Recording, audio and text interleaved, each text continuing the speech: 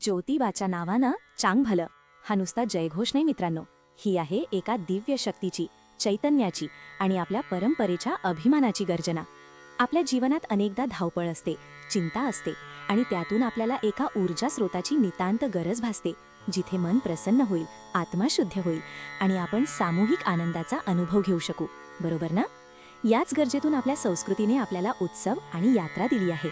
आणि अशाच एका अद्भुत उत्सवाबद्दल, दख्खनच्या राजा श्री ज्योतिबांच्या चैत्र यात्रेबद्दल आज आपण जाणून घेणार आहोत, जे तुमच्या आयुष्याला एक नवी दिशा देईल. तुम्ही विचार करा, उत्तरेचा देव दक्षिणेत का आला? कशासाठी? कारण ही भूमी, ही करवीर नगरी राक्षसी अत्याचारांनी ग्रासली होती. रत्नासूर आणि कोल्हासूर यांच्या थैमानाने प्रजा भयभीत झाली होती. तेव्हा आदिशक्ती श्री महालक्ष्मीने साक्षात भगवान केदारनाथांना, होय शिवशंकरांच्या अंशावतार ज्योतिबाला धाव घेण्याचं आवाहन केलं. आणि क्षणाचाही विलंब न लावता ब्रह्मा, विष्णू, महेश या त्रिदेवांचं आणि जमदग्नी ऋषींच्या तेजाचं एकत्रित रूप घेऊन आपल्या ज्योतिबा राजाने या भूमीवर वाडी रत्नागिरीच्या डोंगरावर अवतरण केलं. हे दैवत केवळ एक मूर्ती नाही, ते आहे साक्षात चैतन्याचा, ऊर्जेचा आणि भक्तीचा केंद्रबिंदू. ज्योतिबा हे नावच ज्योत या शब्दातून आलं आहे, म्हणजे तेज, प्रकाश. पंचमहाभूतांपैकी तेज या तत्वाचे ते साक्षात दैवत. त्यांची उत्पत्ती ही केवळ एक कथा नाही, ते गूढ रहस्य आहे. पौगंड ऋषींनी संतान प्राप्तीसाठी घोर तपश्चर्या केली. तेव्हा प्रत्यक्ष बद्रीनाथांनी विमला भुजा यांच्या पोटी ज्योतिरूपात अवतरण्याचं वचन दिलं. चैत्र शुद्ध षष्ठी युक्त सप्तमी रविवार सूर्योदयाच्या पवित्र मुहूर्तावर ते केवळ ज्योतीच्या रूपात प्रकटले आणि नंतर 8 वर्षांच्या तेजस्वी बटूरूपात त्यांनी दर्शन दिलं.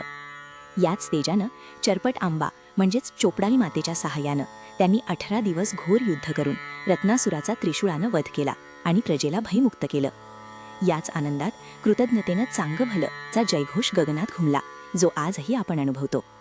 या विजयाच्या स्मरणार्थ आणि प्रजेला दिलेल्या अभयदानासाठी त्यांनी या डोंगरावर 12 ज्योतिर्लिंगांची स्थापना केली, ज्यात पहिले केदारेश्वर ज्योतिर्लिंग हे त्यांच्या मूळ स्थानाचे प्रतीक म्हणून स्थापित केले. आज जे भव्य मंदिर तुम्ही पाहता, ते मूळतः कराडजवळच्या केवळ गावातील नावजी बुवा या भक्ताने बांधले होते. त्यानंतर 1600 ते 1730च्या दरम्यान ग्वालियरचे महाराज राणोजी शिंदे यांनी या मंदिराचा भव्य विकास केला. बिना खांबाचे दुसरे केदारेश्वर मंदिर 1848 मध्ये दौलतराव शिंदे यांनी बांधले, तर चरपट आंबेचे मंदिर 1750 मध्ये हिम्मत बहादूर आणि पृथ्वीराव चव्हाण यांनी उभे केले. रामेश्वराचे चौथे देवालय 1780 मध्ये मालजी निकम पाणाळकर यांनी बांधले. हे बांधकाम केवळ दगडात नसून प्रत्येक दगडात भक्तांची श्रद्धा आणि देवाचे सामर्थ्य कोरलेलं आहे. ही चैत्र पौर्णिमेची यात्रा केवळ एक उत्सव नाही, तर ते आहे सृष्टीतील नवी ऊर्जा आणि चैतन्य यांचा संगम. पौर्णिमेच्या तेजस्वी प्रकाशात चैत्र नक्षत्रातील ऊर्जा साक्षात भूमीवर अवतरते आणि म्हणूनच हा काळ आध्यात्मिक उन्नतीसाठी सर्वश्रेष्ठ मानला जातो. ही चैत्र पौर्णिमेची यात्रा केवळ एक उत्सव नाही, तर ते आहे सृष्टीतील नवी ऊर्जा आणि चैतन्य यांचा संगम. पौर्णिमेच्या तेजस्वी प्रकाशात चैत्र नक्षत्रातील ऊर्जा साक्षात भूमीवर अवतरते आणि म्हणूनच हा काळ आध्यात्मिक उन्नतीसाठी सर्वश्रेष्ठ मानला जातो. या चैत्र यात्रेचं वैभव म्हणजे सासनकाठ्या, गुलालाचा महापूर आणि राजाचा शाही लवाजमा. 7 ते 8 लाख भाविक या ठिकाणी नतमस्तक होण्यासाठी येतात. स्वर्गस्थ देवांनाही या यात्रेत येण्याची इच्छा होते असं म्हणतात. तर मित्रांनो, या यात्रेत सहभागी कसं व्हायचं आणि घरोघरी राहून ज्योतिबांची कृपा कशी मिळवायची हे आता आपण सविस्तर पाहूया. यात्रेतील ऊर्जा प्रत्यक्ष अनुभवण्यासाठी जेव्हा तुम्ही यात्रेला जाण्याचे ठरवता, तेव्हा फक्त शरीरच नाही तर मनही तयार करा. आपले संकल्प शुद्ध ठेवा. ज्योतिबांच्या चरणी आपले दुःख आणि आपल्या इच्छा दोन्ही अर्पण करण्याचा निश्चय करा. साधी राहणी ठेवा.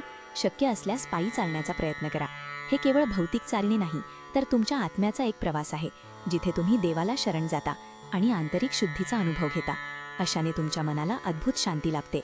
सासनकाठ्या या केवळ 40 फुटी काठ्या नाहीत, त्या आहेत प्रत्येक गावाच्या, प्रत्येक कुळाच्या भक्तीचं आणि एकजुटीचं प्रतीक. तळाशी देवाचा घोडा आणि शेंड्याला तुरा व ध्वजपताका असलेल्या या काठ्यांना खांद्यावर घेऊन डोलवणं हे केवळ कौशल्य नाही, ते आहे श्रद्धेचं सामर्थ्य, जिथे ज्योतिबा स्वतः पेलणाऱ्या भक्ताला ऊर्जा देतात. या काठ्या म्हणजे मीपणाचा त्याग करून आपण सर्वजण मिळून देवाच्या दारी जात असल्याची ग्वाही. मानाच्या 95 सासनकाठ्या गावागावातून ढोल ताशांच्या गजरात बैलगाड्यांसह येतात, जिथे गावागावात त्यांचं स्वागत होतं. स्त्रिया ओवाळतात आणि नारळाची तोरणं अर्पण केली जातात. गुलाल, खोबरं आणि खारका. उंच आकाशात उधळलेला गुलाल म्हणजे ज्योतिबांचा आशीर्वाद, त्यांच्या चरणांची धूळ, भक्तीचा रंग. हा रंग केवळ भौतिक नाही, तो आपल्या मनातील नकारात्मकता धुवून काढतो, आपल्या पंचमहाभूत देहात नवी ऊर्जा भरतो. खोबरं उधळणं म्हणजे आपल्या अहंकाराचं विसर्जन करणं, देवापुढे पूर्णपणे शरण जाणं. तर खारका वाटणं म्हणजे गोड स्मृती आणि समृद्धीचा प्रसाद वाटून घेणं. ही छोटी कृती तुमच्या मनात सकारात्मकता आणि कृतज्ञता निर्माण करते. शाही लवाजमा.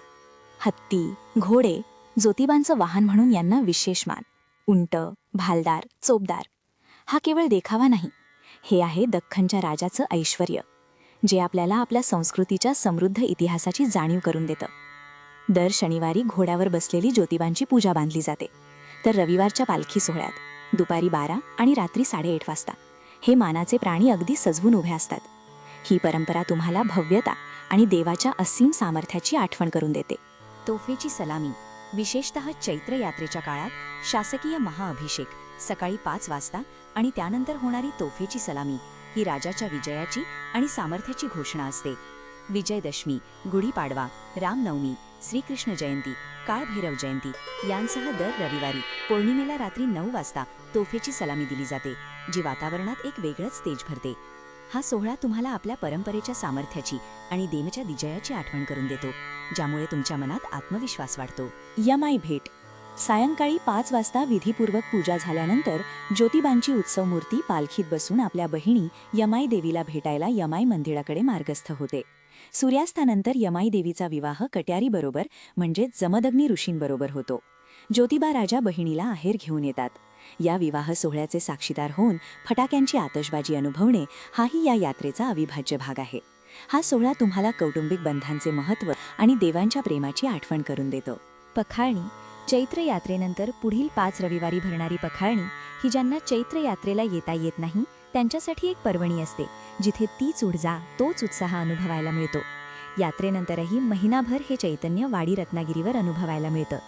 मंदिरात जाऊन शांत मनाने ज्योतिबांचे दर्शन घ्या, आपली कृतज्ञता व्यक्त करा आणि त्यांच्या कृपेने आपल्याला शांती आणि सामर्थ्य मिळो अशी प्रार्थना करा. प्रसाद म्हणून गुलाल आणि इतर नैवेद्य ग्रहण करा. हे तुम्हाला देवासोबत जोडलेले राहण्याची आणि त्यांची कृपा सतत अनुभवण्याची संधी देते.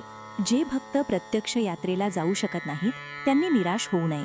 ज्योतिबा राजा तुमच्याही घरात वास करतात. चैत्र पौर्णिमेच्या दिवशी सकाळी लवकर उठून स्नान करा, मन आणि शरीर शुद्ध करा. आपल्या देव्हाऱ्यात ज्योतिबांचं चित्र किंवा मूर्ती असल्यास त्यासमोर तुपाचा अखंड दिवा लावा. अग्नितत्व ज्योतिबांच्या तेजाचं प्रतीक आहे, जे घरातील नकारात्मक ऊर्जा नष्ट करतं. थोडासा शुद्ध गुलाल ज्योतिबांना अर्पण करा. हा गुलाल तुमच्या घरातील वायुमंडलातील सकारात्मक ऊर्जा वाढवतो आणि संरक्षक कवच निर्माण करतो. हे सोपे उपाय तुम्हाला घरातूनच ज्योतिबांशी जोडले ठेवतात. ओम श्री ज्योतिबा देवाय नमः किंवा ज्योतिबाच्या नावानं चांग भलं या मंत्राचा 108 वेळा जप करा. या मंत्रांच्या स्पंदनाने तुमच्या घरात चैतन्याची लहर निर्माण होते आणि मन शांत होतं. गोडाचा पदार्थ, शक्य असल्यास पुरणपोळी किंवा पेढे यांचा नैवेद्य दाखवा आणि सर्वांना वाटा. ज्योतिबांच्या कथा वाचा किंवा ऐका.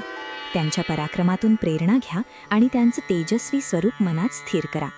त्या दिवशी घरात प्रसन्न आणि सकारात्मक वातावरण ठेवा. वादविवाद टाळा.